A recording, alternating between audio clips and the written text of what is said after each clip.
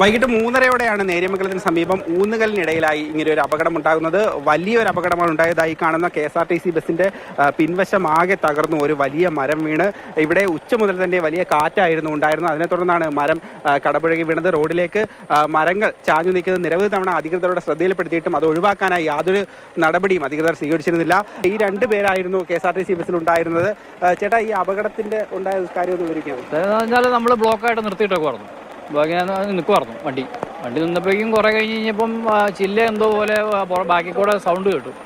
ഫ്രണ്ടിലേക്കും എല്ലാം ചില്ലയെല്ലാം വന്ന് ചാടി കഴിഞ്ഞപ്പോഴേക്കും ആൾക്കാരെല്ലാം കൂടെ പേടിച്ച് വരണ്ടിരിക്കുമായിരുന്നു. അപ്പോഴത്തേക്കും പിന്നെ പെട്ടെന്ന് ബാക്കിലേക്ക് വന്ന് ചാടി കഴിഞ്ഞപ്പോൾ വലിയ മാമരം വന്ന് ചാടി കഴിഞ്ഞ് വണ്ടി പൊങ്ങി പെട്ടെന്ന് താന്നു സീറ്റിലാരുമില്ല, പിന്നെ സീറ്റിൽ ആളില്ലായിരുന്നു. അപ്പോഴത്തേക്കും പിന്നെ ചാടി കഴിഞ്ഞ് വണ്ടി പൊങ്ങി കഴിഞ്ഞ് നിന്ന് കഴിഞ്ഞാൽ ബാക്കിലേക്കാണ് കാറിലേക്ക് മരം വീണത്. KSRTC ബസ്സിന് തൊട്ടു പിന്നിലായി ഉണ്ടായിരുന്ന കറുത്ത ആൾട്ടോ കാറിൽ രാജാക്കാട് സ്വദേശികളായിട്ടുള്ള 4 അംഗ കുടുംബമായിരുന്നു ഉണ്ടായിരുന്നത്.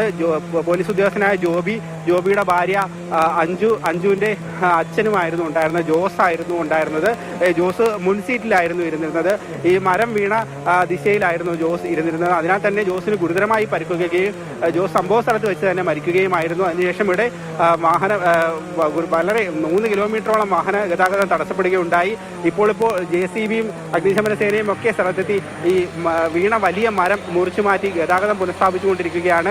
ഈ മേഖലയിൽ നിരവധിയായ അപകടങ്ങൾ പതിവായി ഉണ്ടായിട്ടും അധികൃതർ ശ്രദ്ധയപ്പെടുത്തിയിട്ടും അതൊന്നും അവർ പരിഹരിക്കുന്ന നടപടികൾ സ്വീകരിച്ചിട്ടില്ലെന്നാണ് നാട്ടുകാർ തന്നെ പറയുന്നത്. നേരത്തെ നമ്മൾ ശ്രദ്ധപ്പെടുത്തിയിട്ടുണ്ട്, ഒരു തവണയല്ല ഒത്തിരി തവണ പറഞ്ഞിട്ടുണ്ട്. ഇതിനൊരു തീരുമാനം എടുക്കാനോ ഒരു ഫോറസ്റ്റുകാർ ഇത്ര നേരമായിട്ട് ഒരാൾ ഇവിടെ വന്നിട്ടില്ല. ഒരാൾ മരിക്കുകയും ചെയ്തു ആക്സിഡന്റ് വന്ന്. ഈ മരം മറിഞ്ഞതിന് ശേഷം ആ വള്ളിയെ തൂങ്ങി ആ മരം അനങ്ങണത് ഞങ്ങൾ കണ്ടതാ. ഞങ്ങളിത് ആ സമയത്ത് മുറിച്ചു മാറ്റുന്ന സമയത്ത് ഞങ്ങളെല്ലാവരും ഉണ്ടായിരുന്നു. ഇത് തൊട്ടടുത്ത് താമസിക്കുന്ന ആൾക്കാരാണ് ഞങ്ങളല്ല.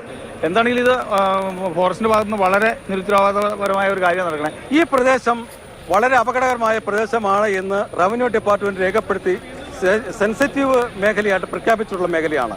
ജനങ്ങളെ എപ്പോഴും പ്രകൃതിക്ഷോഭത്തിന്റെ സമയങ്ങളിൽ ഇവിടുന്ന് മാറ്റി പാർക്കാൻ ആളുകളോട് ആവശ്യപ്പെടുന്ന ഒരു മേഖലയാണ്.